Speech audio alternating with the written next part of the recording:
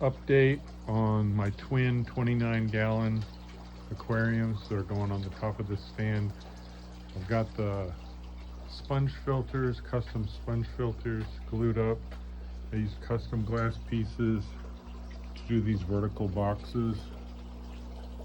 And then I'm using these small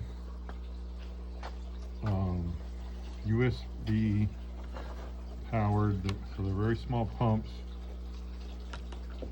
but I got an intake strainer, and then I cut into the foam so that there'll be plenty of prevention of sucking up anything in case I end up putting any shrimp in here. So there's one on each side. They're slightly different. This pump here is variable. It has an adjustment, and the outlets are pointing at each other, which that's sort of just happened because of the shape and everything. I didn't think about it that hard, but it'll be fine. We'll test it out. This one I'm still gluing up the glass. This side, I got these glass pieces cut at separate times, so the dimensions were a little bit off. So getting those glued up. This one I'm probably gonna put water in tonight. It'll be over 24 hours. And one of the main things I wanted to cover, besides the filtration that I'm testing, these custom foam sponge filters, is substrate. I watched one of Alexander Williamson's Fishery channel videos.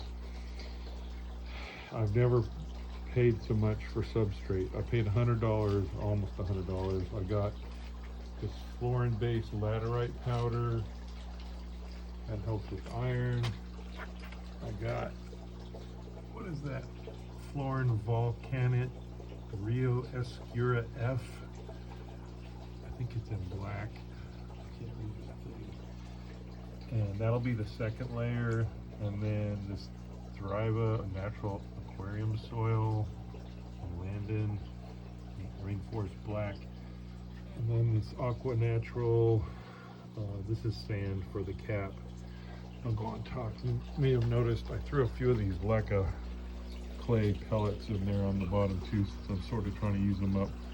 Plus I put them kind of near the sponge to help keep the other substrates from jamming up in the sponge filter. So yeah, this is my first foray into these fancy, expensive, newfangled substrates. We're gonna try it because this other tank, this other twin, what I'm calling my twin 29s, this one will have my normal lasagna of safety zorb and garden soil, and then black diamond blasting sand on top. And we'll be able to compare them exactly, because they're not going to be identical. I mean, you can see the filtration is going to be the same, but there will be some differences. Right now the plan is for this tank A, 5 or 6 pea puffers. I've never had those. And with them some chili raspberries, if I can find some. It seems like they're pretty hard to find right now.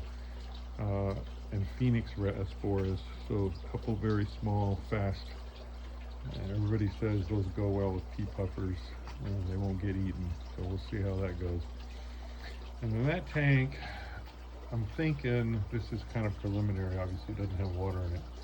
I'm thinking maybe some Adaka rice fish, and what was I going to put in with them? Oh, some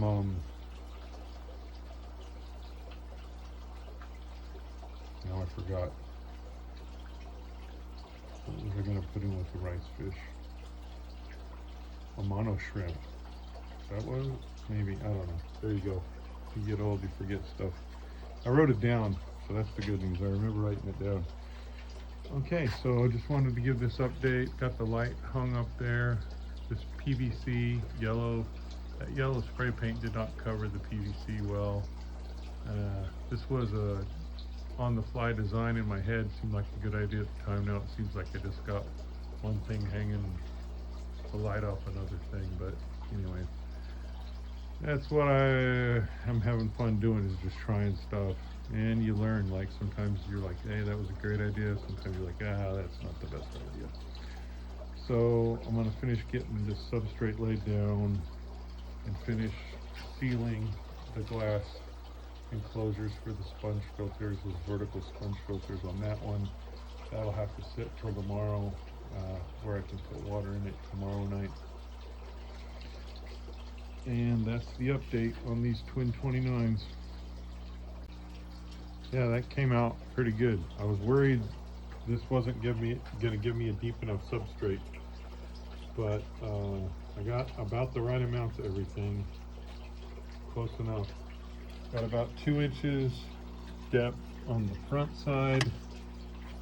I like to slope mine. And this deep spot here is almost 4 inches. So that's pretty good. I'm gonna be planting lots of plants. And I specifically got these 29s because of their height for a smaller tank. Wanted to be able to have some taller plants. I'm just getting into the aquarium plants, and I've had pretty good success up in my office with those 2 tanks, and a few of the plants are growing so fast, they're getting so tall. I was like, you know what, I want to have a place to put these tanks that are, or these plants that are getting too tall for the 40 breeder up in my office. So yeah,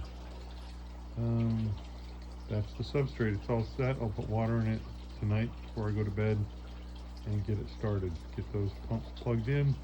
I got an airline run. When we get that hooked up, I'll probably put some air in it too.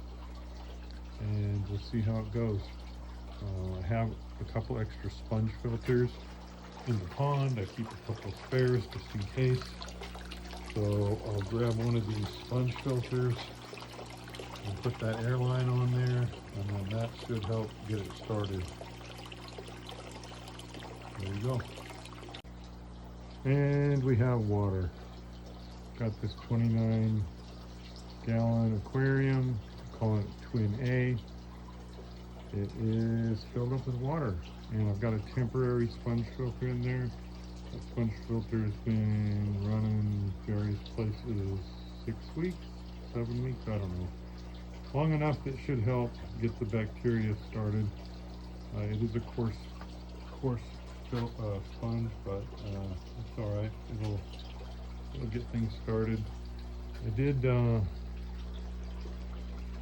want to note that this variable speed pump, it's rated for 300. I have it set to max. 300 liters per hour. You have to do the conversion. It's still pretty small, but this is getting a pretty good flow. You can see surface agitation. I just disregard the sponge filter. I can turn that off, but you get the idea. This one I'm satisfied with. It's set to max. I could bring it down if I want to. I'm liking that performance. But this one, this is a single speed. I'm pretty sure this was rated at either 150 or 160 liters per hour. So this flow is pretty minimal. I mean, it is pushing some water, but I'm kind of concerned about them being lopsided. So I went ahead and ordered a couple more of these variable speed ones. I think it's a pretty good little pump for 11 bucks, USB. So there we go. We got water in it, and we're on our way.